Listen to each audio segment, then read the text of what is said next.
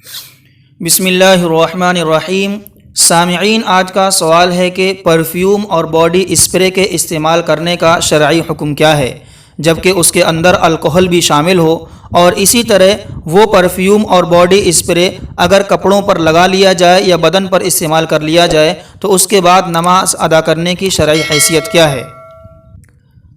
سامعین، اس سوال کے جواب سے پہلے ہمیں یہ جان لینا چاہیے کہ الکحل کی دو قسمیں ہیں۔ پہلی وہ جو منقع انگور، کھجور یا چھوارے سے تیار کی گئی ہو، اور وہ الکحل جو ان چار چیزوں میں سے کسی ایک سے بھی تیار کی گئی ہو وہ بالاتفاق ناپاک ہے، نجس ہے، اس کا استعمال اور اسی طریقے سے اس کی خرید و فروخت ناجائز ہے۔ الکحل کی دوسری قسم وہ ہے جو ان مذکورہ چیزوں کے علاوہ سے تیار کی گئی ہو، یعنی اس کو آلو، شہد، گنا یا کسی دیگر سبزی سے تیار کیا گیا ہو، لہذا جب وہ نشے کی حالت تک نہ پہنچے تو ایسی صورت میں وہ نجس اور حرام نہیں ہے بلکہ پاک ہے، اور اس کو دوا یا پرفیوم وغیرہ میں استعمال کر سکتے ہیں۔ سامعین، لیکن جدید دور کے اندر الکحل کی ایک اور قسم بھی سامنے آئی ہے، جس کی تحقیق حضرت الاستاذ حضرت مفتی سعید احمد صاحب نور اللہ مرقدہ وبرد مسجعہ نے فتاوی دارالعلوم جدید جلد نمبر 1 صفحہ نمبر 423 کے حاشیے پر تحریر فرمائی ہے۔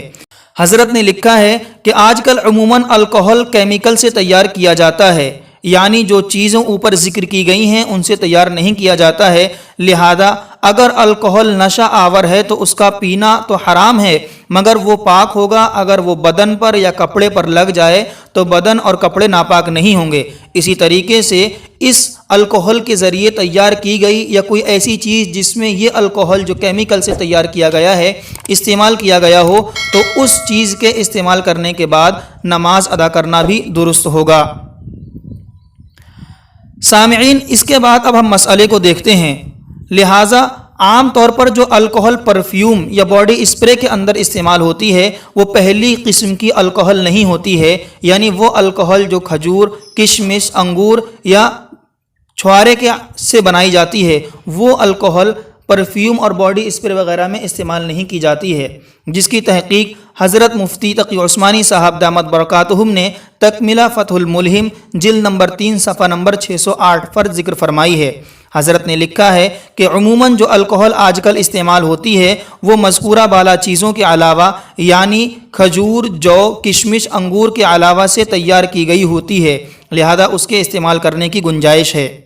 سامعین، ان تمام تحقیقات کو پیش نظر رکھتے ہوئے ہم یہ کہہ سکتے ہیں کہ جو پرفیوم یا باڈی اسپرے اس طریقے سے تیار کیا گیا ہو جس کے اندر کیمیکل سے تیار کیا گیا الکحل یا اس کے علاوہ کھجور، انگور، کشمش، چھوارے کے علاوہ سے تیار کیا گیا الکحل استعمال ہو تو اس کو استعمال کرنے کی شرعی طور پر گنجائش ہے، اور ان کو استعمال کرنے کے بعد نماز ادا کرنے کی بھی گنجائش ہے۔ لیکن اگر کسی پرفیوم کے بارے میں یہ بات یقینی طور سے معلوم ہو جائے کہ اس پرفیوم کے اندر وہ الکحل استعمال کیا گیا ہے جو کھجور کے ذریعے بنایا گیا ہو یا انگور کے ذریعے بنایا گیا ہو یا اسی طریقے سے کشمش، چھوارا یا منقے کے ذریعے بنایا گیا ہو تو اس پرفیوم کا استعمال کرنا جائز نہیں ہوگا، کیونکہ ان کے ذریعے بنایا گیا الکحل ناپاک ہے، اور جب وہ الکحل پرفیوم میں استعمال کیا جائے گا تو وہ پرفیوم بھی ناپاک ہو جائے گا، لہذا اس کا استعمال درست نہیں ہوگا۔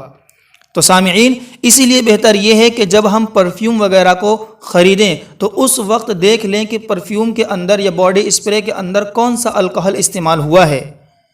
اس کے علاوہ مارکیٹ کے اندر الکحل فری بھی پرفیوم اویلیبل ہیں، ان کو بھی استعمال کیا جا سکتا ہے۔ مزید تحقیق کے لیے تکملہ فتح الملہم کی عبارت آپ کے سامنے اسکرین پر پیش کیے دیتے ہیں۔ اللہ رب العزت عمل کی توفیق عطا فرمائے، آمین یا رب العالمین۔